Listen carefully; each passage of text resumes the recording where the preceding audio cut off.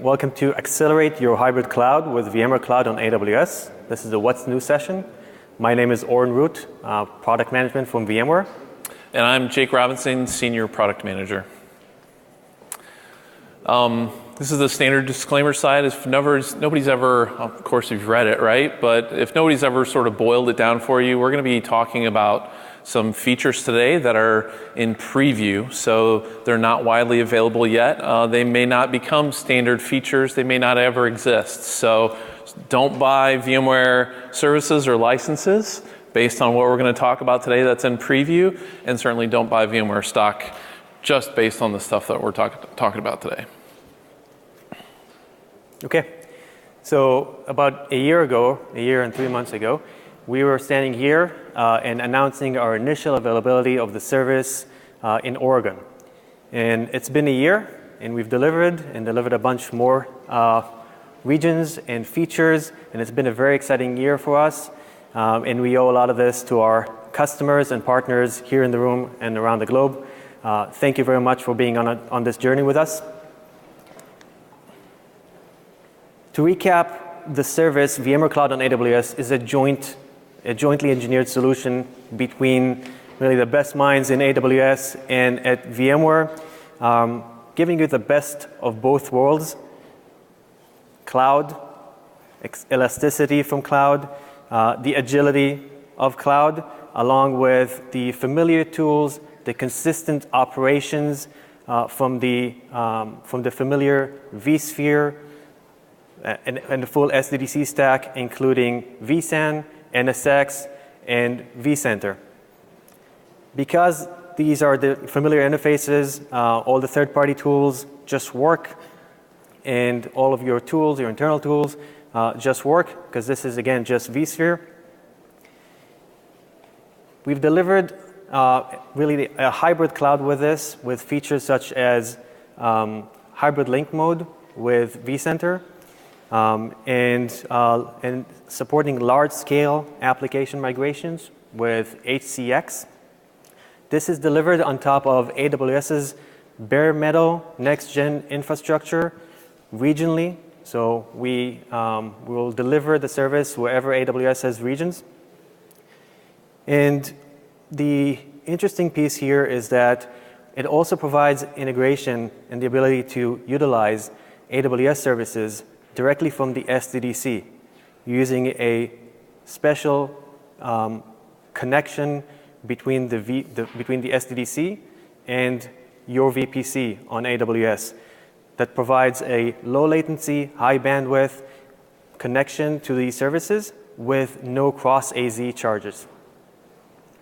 This service is delivered, supported, sold by VMware and its partners. If you have an issue, you call VMware or you chat with VMware. In this session, we're going to talk about the overview of the service, talk a little bit about the vision of the company and where we're going. Then we're going to deep dive into the what's new, really the features that we have, the new features that we've released. And then we're going to leave you with how to get started. Links, QR codes that you can actually get started and onboard yourself onto the service today. So our vision, if you heard Pat's keynote today, that hasn't really changed in the past few years. Really, it's any cloud, on any app, any device, with intrinsic security built in each of those layers. Pat talked about this today. We take security very seriously. And again, this is a vision that has guided us in the past few years and continues to guide us. Taking this one step further into the infrastructure vision, we have customers that run on our regions on VMware Cloud on AWS, running their own data centers. More and more we're seeing edge locations come into the picture, or using our cloud partners. And really our vision really is to make sure that it doesn't matter whether your workloads are running on-prem, in the cloud, on one of our 4,000 plus VCPP providers, or on the edge locations. Really, VMware is the only company that's positioned to offer a globally consistent infrastructure based on vSphere with globally consistent operations that's delivered as a service, really making our customers future-proof to wherever the infrastructure, whatever stack that will come up in the future. And we support traditional apps as well as cloud-native applications. And you've heard all the announcements today about Kubernetes. If you think back, we just turned 20 this year, and we started our infrastructure journey with the hypervisor 20 years ago that was revolutionary at the time. And as it abstracted the hardware and brought software into play, we realized that we need a control plane for that. So our next generation has brought in vCenter, along with vMotion, HA, FT, DRS. Features were also revolutionary at the time. Fast forward to 6 years ago, Mark Andreessen has had the article on the Wall Street Journal with software will eat the world. And our interpretation of this was the SDDC. We've announced the SDDC about 6 years ago at VMworld. And really this takes virtualization in the next level, adding vSAN, virtualized storage, and virtualized networking with NSX. And that also has transformed the data center. And now, today, we've come to the point where we're really looking to take the hybrid strategy into the hybrid vision into the next level, really offering a consistent control plane, consistent operations across the SDDCs wherever they are, wherever they're deployed, with a service that offers really consistent operations across all these SDDCs, across all these stacks. With the secret sauce is really the virtual cloud network powered by NSX, with all the differentiated features that NSX provides, along with the new ones that Pat has mentioned today, and our recent acquisition of VeloCloud that takes the SD-WAN technology and optimizes your remote branch offices. So with VMware Cloud on AWS, we've been innovating at a really fast pace.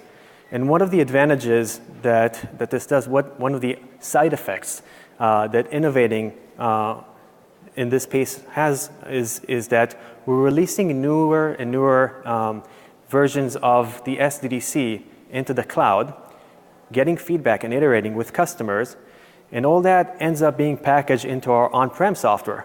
So our on-prem software actually is getting a lot better because of the cloud delivery model of that software. So in the past year and few months, we've delivered over 200 features.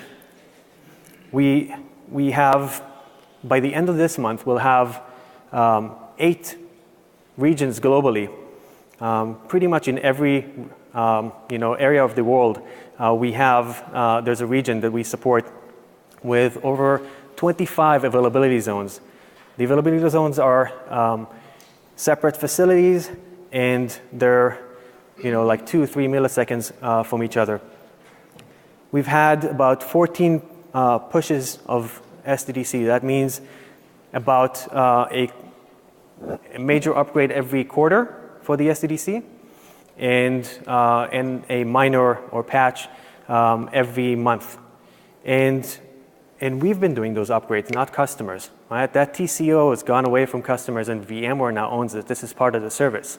So we do those upgrades and patches, making sure that our customers get the latest and greatest at no additional cost to the customers and no TCO.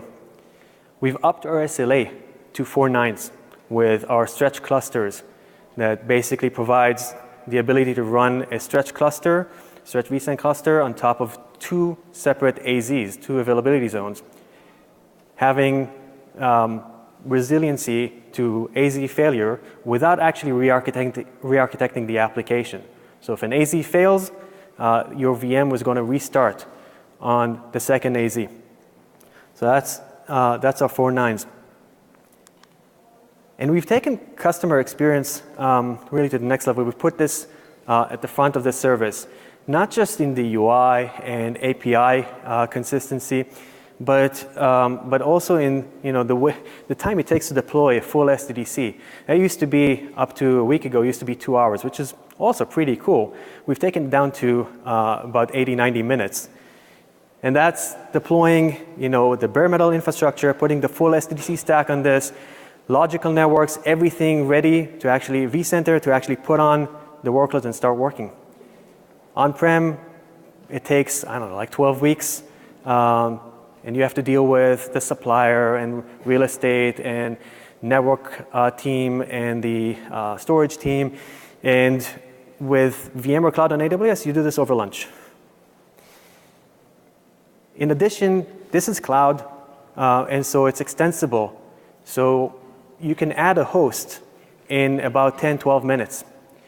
That means that our customers can run the clusters really hot. If on-prem, you have to run at low utilization to make sure you have that spare capacity. In the cloud, you don't, because you have additional capacity at the tip of your fingers. And if you need that additional capacity, you can just tap into it, and we'll add into the cluster, and you can move your workloads onto it. And you can take this to high-level features like the elastic DRS that we've recently announced that will, based on your policies, automatically scale up the cluster, up or shrink it down, again, based on your policies and needs. We also have added chat support into the built into the product itself. And this is, I've added it myself back in the initial availability days, and our product team actually supported it initially. We didn't really have a team around this, and our customers loved it so much, so we actually built a team around this, and you actually have the tech support engineering team staffing the chat and providing response within 39 seconds, right? So like under a minute, you get response.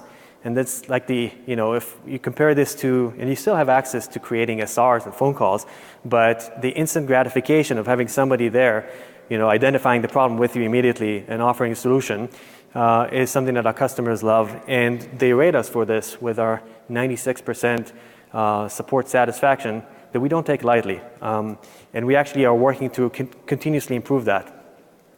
We've just announced our new in-product support experience.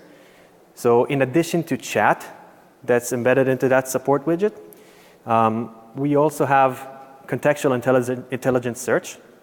So wherever you are in the application, depending on what workflow you actually are doing, the content is going to adjust itself and propose topics. When customers search for help, we'll actually be pulling from KB articles, from the documentation, from the help, from the communities, and making sure that all the content is surfaced in the application without leaving the application. We've added support for creating and managing SRs directly from within the application, and community support that's staffed by the same tech support engineers that staff the chat and SRs, as well as VMware experts around the world.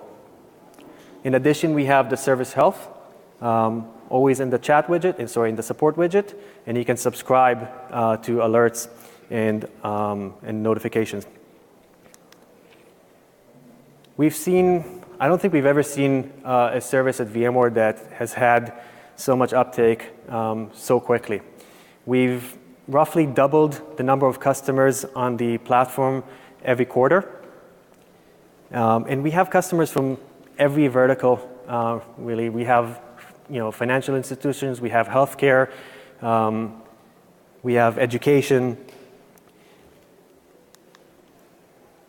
And if last year we talked about use cases based on what customers were telling us, conversation with customers, this year we're actually talking about use cases that are driven by what customers actually are doing on the platform.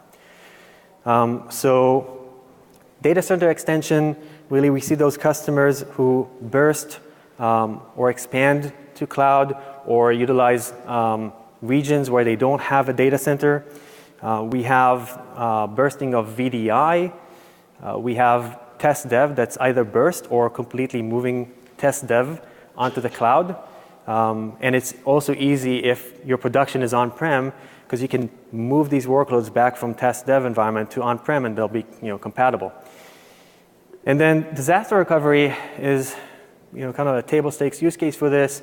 But what's interesting is we've seen customers that not only have added DR for like tier 2 and tier 3 workloads that they didn't have DR before, because we have within the service we offer VMware site recovery built in. So it makes it really easy to add DR, to add protection to your VMs. We've also seen customers that didn't have a DR plan actually take and add new DR. And we've seen a lot of cases where customers didn't want to renew, refresh the infrastructure where the contract was about to expire, and instead they just moved their DR to VMware Cloud on AWS. From cloud migrations, we've seen what was interesting is that we've not only seen application-specific migrations like Oracle RAC doesn't work on AWS, but it does work on VMware Cloud on AWS, right? Moving SAP HANA but what we've seen here is also like full data center evacuations, right? We expected to see some data center consolidations. We've seen a lot of those, but we've also seen full data center evacuations, and some of them happening really, really quickly. Short time frame, contracts up, and instead of renewing, they just evacuated everything and moved to VMware Cloud on AWS. And because of the operational consistency, it just makes it so easy to move to cloud. And then lastly, we've seen the next-gen applications. So application modernization that uses those AWS services that we talked about. But seeing these new hybrid type applications where the VMs, applications running in VMware are just using S3 or adding RDS to the application.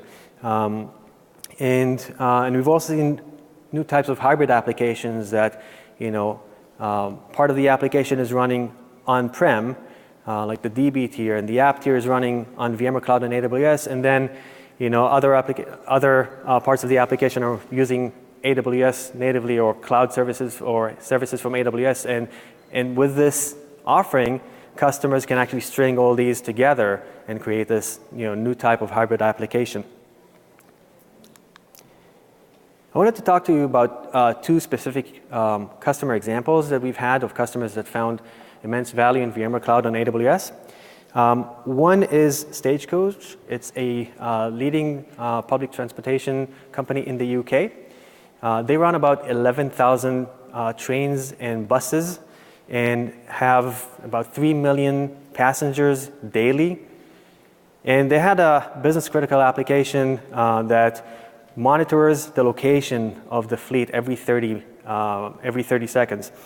And they wanted to move this to the cloud, but there's obviously a lot of risk involved in rewriting an application. And so they mitigated that risk by moving to our stretch clusters, move that business critical application to our stretch clusters that's AZ resilient and uses a lot of storage. And they were able to mitigate that risk by just not converting, not doing any rework of the application. So a lot of rework is going away. And then another example is PHH Mortgage. It's one of the largest US outsources of home loans. They work with everything from small banks to large financial institutions. And their challenge was they wanted to consolidate multiple businesses under one umbrella. And they also had, they wanted to avoid their DR data center contract renewal. And so what they ended up doing is replacing their existing DR solution and getting rid of 3 data centers, consolidating them, and moving over 350 VMs to VMware Cloud on AWS. So next, we want to talk about the what's new, what we've recently announced. And so just to set the frame, so when we're looking at feature availability, available means you can buy it, you can use it right now. Preview means it's available to select customers. You can ask, but it may not make it to available. Developing means we're actively working on it, but there's no guarantee it will move to preview. And planned means it's on the roadmap, may or may not make it to developing.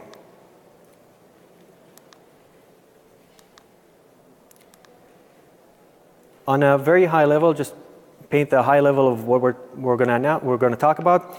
Is this is the first time that we've actually released multiple support for multiple regions in a quarter. We've done one traditionally every quarter, and we're going to add three this month, 4 by the end of the quarter, and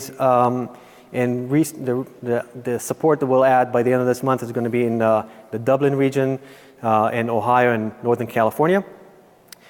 And the new high capacity storage option backed by AWS Elastic Block Store that allows to expand storage without expanding compute.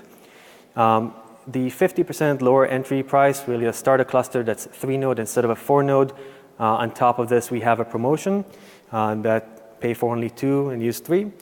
And accelerated migration, being able to accelerate thousands of VMs with Cloud Motion with HCX, and then some features and capabilities that allow optimizing application licensing that Jake will talk about deeply, and then full support for AWS Direct Connect with microsegmentation with NSXT.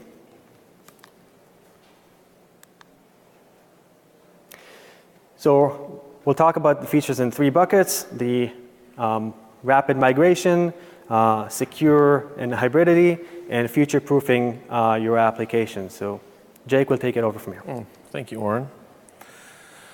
All right. This is going to be a roller coaster ride. Got a lot of features to cover. As Oren mentioned before, we're iterating very fast. Customers are giving us feedback, and we're iterating that to make the service better and better and better. So he mentioned the 3 strategies, the first one being rapidly migrating your infrastructure. And we're going to start with regions. So based on customer demand, we've been working very closely with AWS to get these different regions online with their metal instances or hosts, really.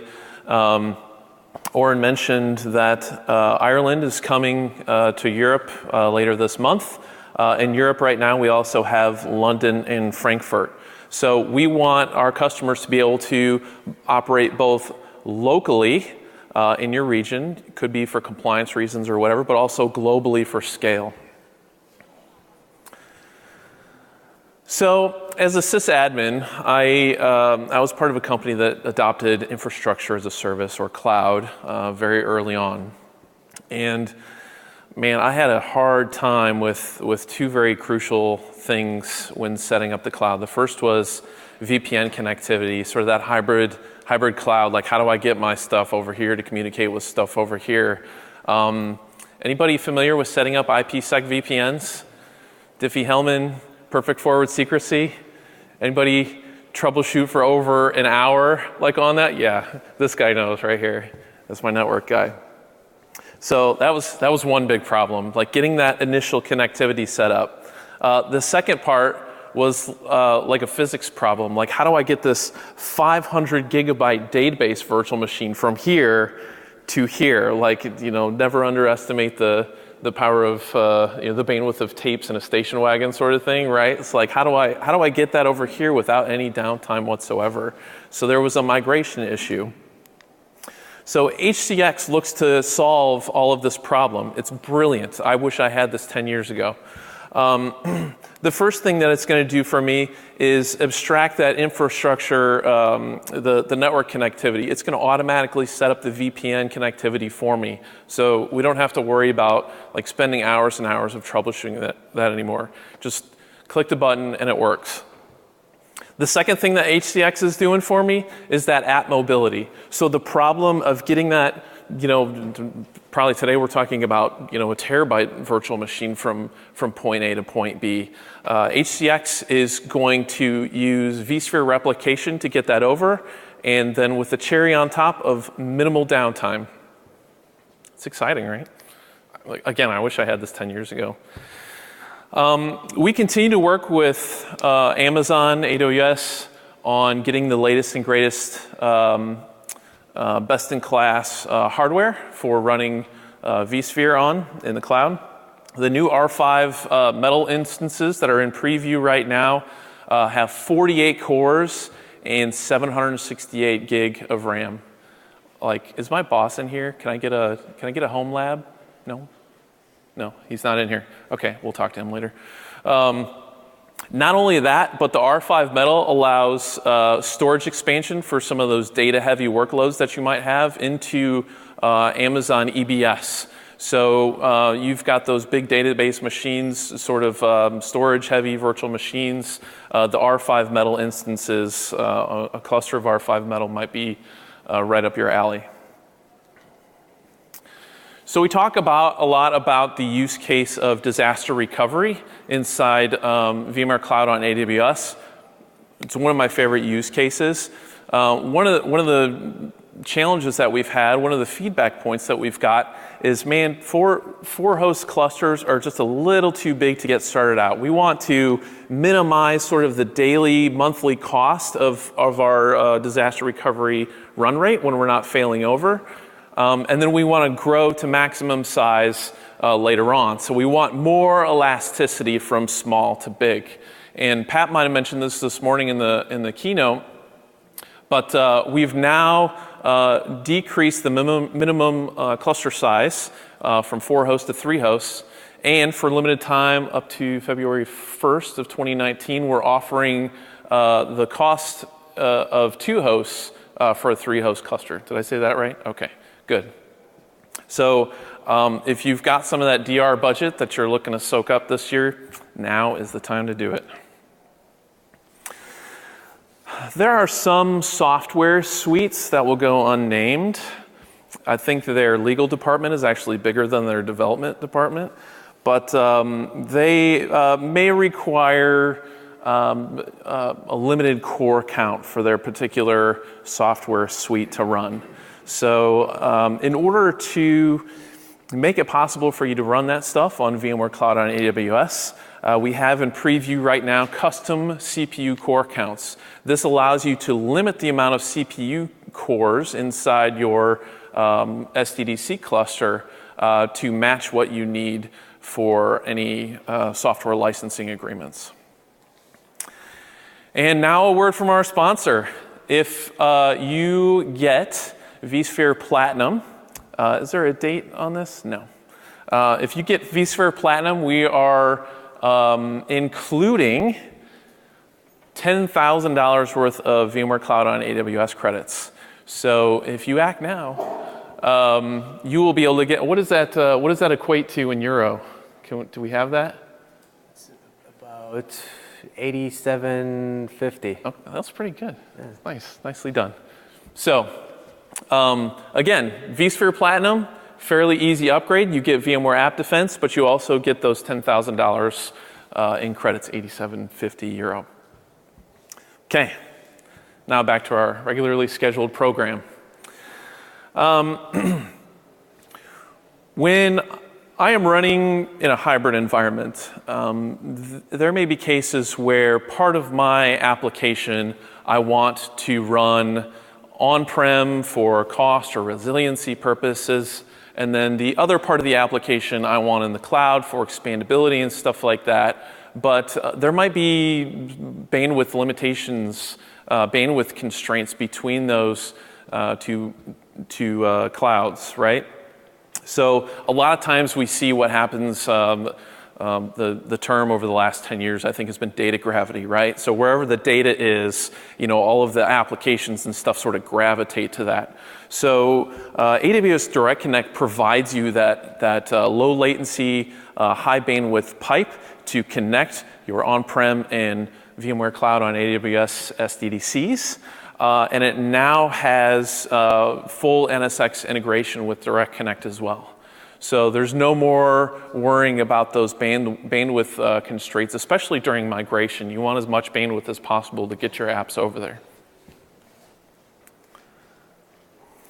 I mentioned with HCX and the difficulty with setting up VPNs, and I've been on both sides of that. Man, I have some PTSD over it, I think. We'll have to talk about that later. I'll see my counselor.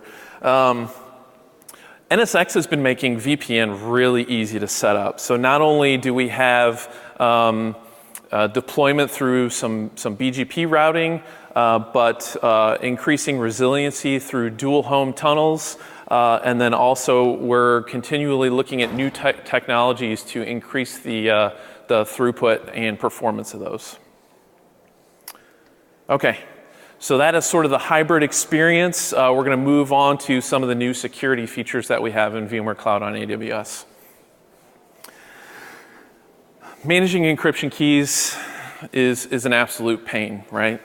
It doesn't have to be. We really need to, just make the tools better for working with data encryption. We have to encrypt our data. We've got all these regulations around data, and we continually to work with AWS to improve this sort of thing. It's our commitment to you to do that. And you can now use the integration between AWS KMS and vSAN to encrypt all of your data. Super cool feature.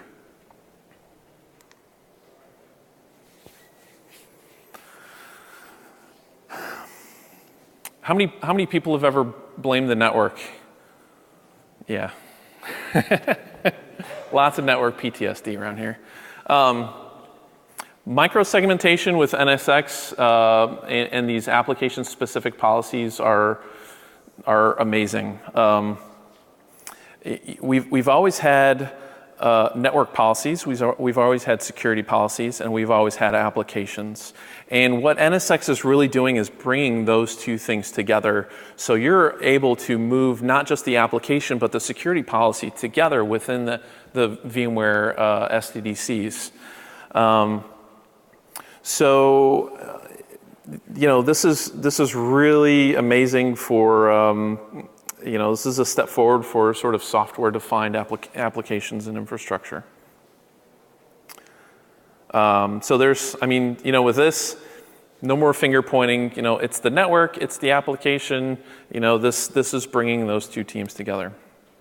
And speaking of finger pointing, packet logs always tell the truth, right? Whether it's the app communicating on a port that they didn't tell you about, or it's a firewall rule that's actually blocking that application.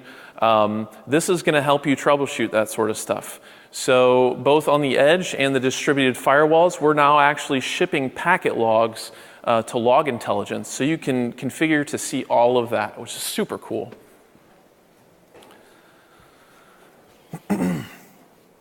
This is a great example of us taking feedback that we've gotten from our customers and implementing this. Everybody has their favorite third-party backup or logging tool that they like to work with, and this feature actually makes it easier to bring your favorite third-party tools into VMware Cloud on AWS. What we've done here is we've allowed communication from your SDDCs to actually, those third-party tools to actually communicate with the management infrastructure. So if you have infrastructure tools that integrate in with vSphere, with vCenter, I don't have a laser on here, but the north-south between the cloud gateway and the management gateway is open for you to take some of those third-party tools and integrate them in very nicely.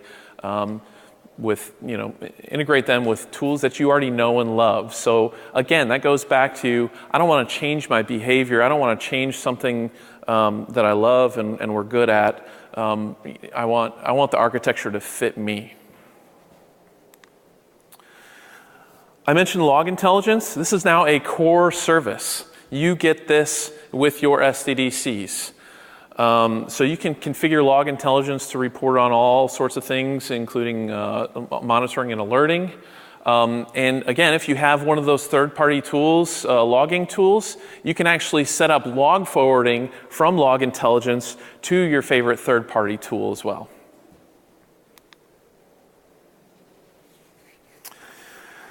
We all know and love identity management, right? And a service that has its own identity management is a pain. So we've obviously brought the ability for you to bring your own identity management. So this is fairly straightforward. If you run AD and you want to utilize that for logins into your VMware infrastructure, we have that in preview.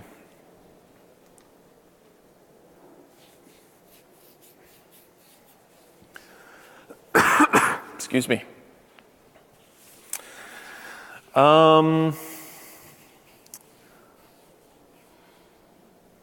am I looking at here? Oh, sorry. Saw vCenter Cloud Gateway. Everybody loves hybrid link mode. Is anybody using hybrid link mode today? Okay, got a couple hands. Hybrid link mode allows you to see all of your data centers in a single pane of glass.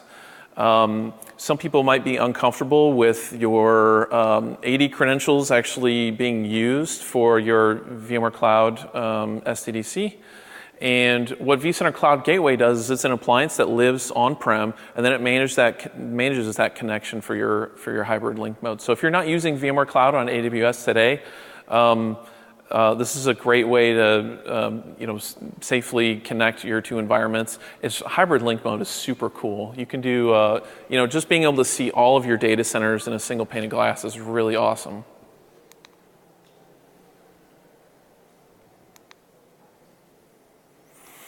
We talk a lot about elasticity and VMware site recovery in preview right now. I mentioned those R5.metal instances. You can actually, with site recovery, actually use those R5.metal instances for a new cluster to expand to.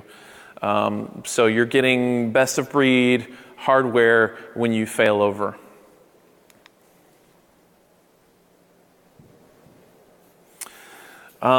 Site recovery, if you're looking at consolidating a few different sort of disaster recovery solutions, VMware Site Recovery now scales up to 1,000 virtual machines per SDDC.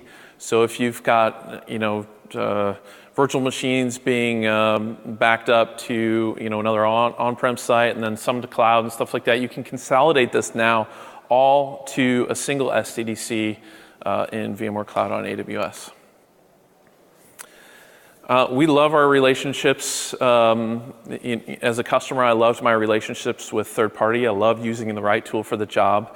I loved working with VMware, and we want to continue growing those relationships, not just for partners in the community, but also for you. We want you to bring your favorite third-party tools and companies with you. We want you to keep those relationships. So we're continually growing this partner-ready list. So if there's one you don't see up there, we want to know about it. We want to work with them, especially if you're a VMware Cloud on AWS customer. Talk to your people over there, and let's get them on this list. All right, now we're going to talk about like super future stuff. Now we're getting into like software is eating the world sort of level stuff. More and more companies have their own development teams, and they're using software as a strategic advantage in the market, right? So a lot of this will cover how we can help our developers inside of our own organizations get things done on VMware Cloud on AWS. But first, let's talk about compute policies. Throwing things in the cloud is not always simple and straightforward. In our vSphere environments, we might have some special needs in terms of how the virtual machines themselves run and what hosts they run on and stuff like that. So that's where compute policies come into play. So there's really three major compute policy previews that we're bringing to you. The first one is VMware Host Affinity. So if I have an application that for maybe licensing purposes needs to live on a single host, so maybe an app and a DB virtual machine need to live together, could be for bandwidth constraints or whatever, the VM Host Affinity policy allows you to always keep those virtual machines together. So if DRS wants to migrate the application to another host, both of those VMs go together. So that's one People are already familiar with this probably in their vSphere environment, but we're bringing this to the cloud as well. I don't think anybody else is doing this. And just to add, I think the main advantage here is, as Jake mentioned, there's some softwares that require licensing per host. So this allows you to keep the VMs on a specific license host. So if you license like the N+1 host that you want for this specific type of software, you get to keep your VMs over there, and we'll only violate this in case the host crashes. VM anti-affinity, this is great for sort of those cloud native applications. So you might have a horizontally scaled application. So you want the front end for the application here, here, here, and here on 4 different hosts. You don't want them all sort of lumped into one host. If you lose that host, you lose the entire application. So the anti-affinity allows you to keep virtual machines separate. So another great example is like database replication, witness server, stuff like that. You can set the rule to say, I need a database server here, and a witness server over here. It's great. For those poor legacy applications that are maybe vMotion sensitive, you can also disable the automatic DRS vMotion. So if we've got something that's a little fragile that you want to keep, on a specific host, only in emergencies move it over. The disabling DRS vMotion is for you. All right. Horizon 7 is super cool for a couple different reasons. So first of all, they're using the instant clone technology to spin desktops up in less than 2 seconds. So I don't have to manage like pools of powered on virtual machines all the time, soaking up resources, when instant clone technology can just fire up that virtual machine for that user in like literally less than 2 seconds, 1 to 2 second average. It's amazing. The second thing with Horizon 7 and integration with VMware Cloud on AWS is I'm not constrained to fire up those desktops just in my on-prem environment, but I can fire them up on VMware Cloud on AWS as well. So things like weekend workers, things like seasonal workers, times where I need more desktops. This is amazing technology. Speaking of my seasonal workers, anybody in retail might really love this feature. When we bring on more employees and stuff like that, we might have a huge seasonal desktop workload, right? And Horizon 7 can automatically scale up VMware Cloud on AWS clusters to accommodate more desktops. So we can, instead of laying out capital for more bare metal servers in our own data center, we can only pay for what we need in VMware Cloud on AWS, and then scale back down later on. Super awesome. If you're not a Horizon user, my friends that use Citrix are in luck. We are now on the Citrix Ready Marketplace for VMware Cloud on AWS. So if you're a Citrix shop today, we got you covered. So you can do some of the same things that you can do with Horizon in terms of scaling and stuff like that with Citrix.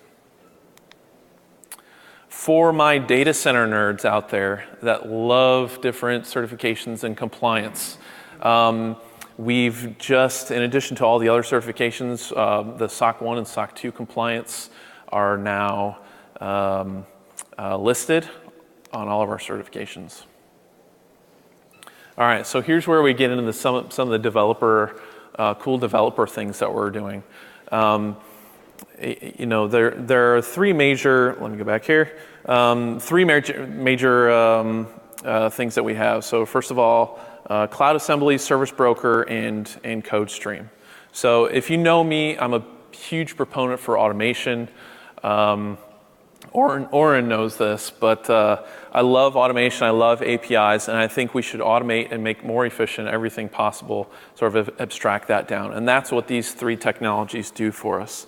So first of all, Cloud Assembly. We should not be building application stacks manually anymore. We should be able to find the patterns, create a blueprint from these, and then create this repeatable process, this orchestration, to stand these up. So Cloud Assembly allows you to do that. You can create your own custom blueprints, or you can go to the marketplace, and we actually have blueprints for different applications for you to consume. The next is Service Broker. So build this out a little bit here. One more, there we go. So now that we have these blueprints created, we might have blueprints in different places. So we might have it through Cloud Assembly. We might be AWS customers and have things through Cloud Foundation. But Service Broker actually allows us to put all that stuff in a catalog and then give our users self-service cloud, essentially, to build these things up. But we still want to maintain governance as the IT department. You know, we need to make sure that they're following security rules, cost rules, and stuff like that. Keep talking. Thank you, sir. And then we want to be able to. No, you messed me. I got it. Don't touch. We also now we live in a multi-cloud world too, right? So not only do we want to allow them to deploy on-prem, but now that we have the flexibility, that elasticity, that scalability with VMware Cloud on AWS, we may want to let them deploy onto the cloud as well. So that's Service Broker. And then the last of those three features is Code Stream. Code pipelines for your development team are not a strategic advantage. We shouldn't be spending our time on this stuff. We have abstracted this out and automated a lot of this. And Code Stream is an awesome tool. In addition, you can put Code Stream on VMware Cloud on AWS.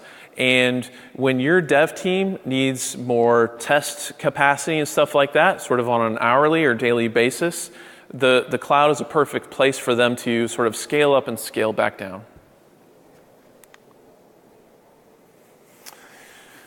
So the VMware Cloud Provider Hub, you know, I love talking about our, these third-party tools and, our partners.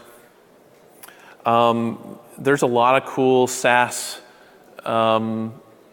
solutions out there today, and whether it's internal to VMware, so VMware Wavefront, if anybody hasn't seen that yet, Wavefront is super cool, but we also have services from companies like F5 that are sort of one-click subscribe and set up. So that's sort of that SaaS offering portion. For maybe companies that don't have a SaaS offering, but you still love their tool, you still love their application, we also have the VMware Cloud Marketplace. Again, one-click purchase and deploy, and there are a ton of well-known applications out there for you. Okay. So, I want everybody to do me a favor here. Pull out your phone and scan that QR code. Save that tab open for later. This is reading time when you're eating paella or having some sangria later on. You can sort of look through this. There are two time-limited things here that you really need to pay attention to and think about. The first is the single host SDDC. So if you're really unsure about whether VMware Cloud on AWS is right for you, this is a great way to just sort of dip your toe in the water, right? The second one, if you want to take advantage of that 3-host cluster for the price of 2 hosts, this is a good way to start a conversation with your boss.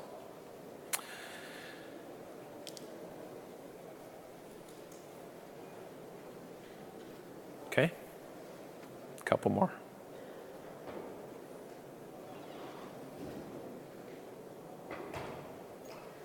Okay, and then I got one more for you. Ready? Here we go. We also have a VMware Site Recovery promotion going on. Oren, do you want to explain a little bit about this one? So this is going to start from January, and that's basically what this will give you is the first 200 customers are going to get the first 200 VMs protected for free. This is stackable with the rest of the promotions we have, so the 50% off, all the rest of it, and the 3 for 2, all that stackable. So if you're interested, scan this, get on the interest list, and we'll let you know when the promotion is active.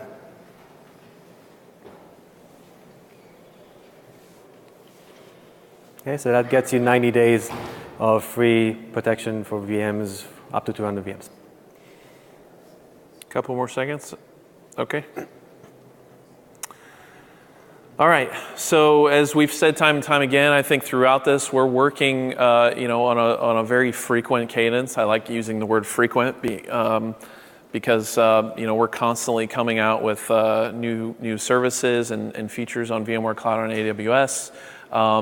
We're constantly using newer versions of vSphere, and we'd love to talk to you about this. So you can learn more here. Give us a shout on Twitter using that hashtag, or follow us. So that certainly helps us out to register, figure out who's interested and who wants to talk. One more thing to mention is that our roadmap is on our website. So you can actually go to the website and see the roadmap and see what we're planning, what we've shipped. So this is not a lot of companies do that. So go on the website and take a look at the roadmap. And the last thing, please, please, please help us out by filling out the survey.